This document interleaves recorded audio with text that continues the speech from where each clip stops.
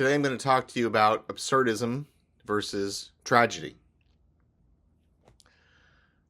We as poets,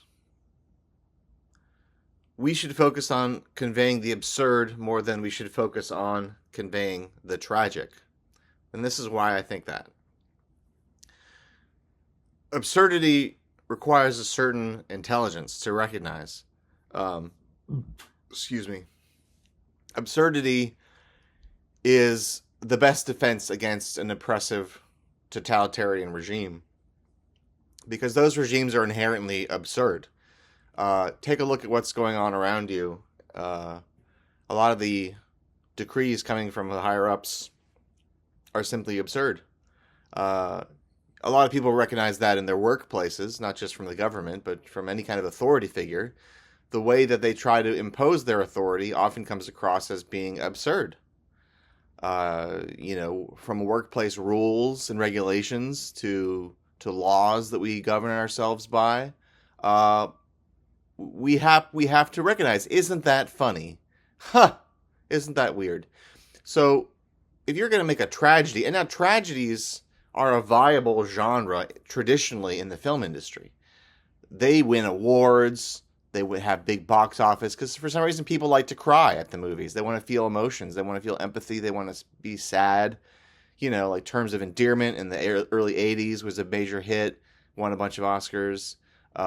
If somebody dies young, lots of movies are like that. And they're tragedies engineered to make you cry. Well, an absurdist film is engineered to make you think.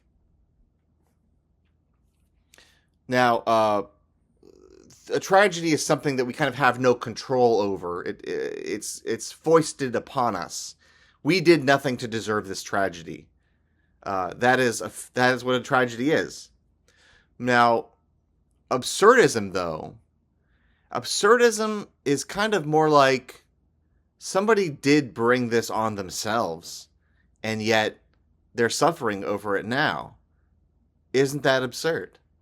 Why would a human being do that? What a crazy thing. Now, there's a saying that life is a tragedy to the person who feels and a comedy to the person who thinks. Now, absurdism, it's great. If there is a God, will he show himself? And then came the miracle. The great central experience of my whole life.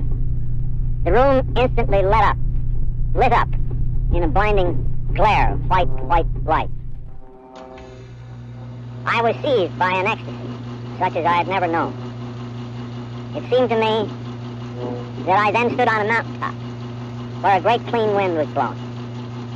I thought to myself, but this is not air, this is spirit. This is the God of the preacher. I went pee-pee and poo-poo while way. My poo-poo smells so bad. I want to go home. Why is that man smiling at me? He looks like a magician. He put vodka in my tea. And he told me it was Rufus juice. Woo, is Rufus?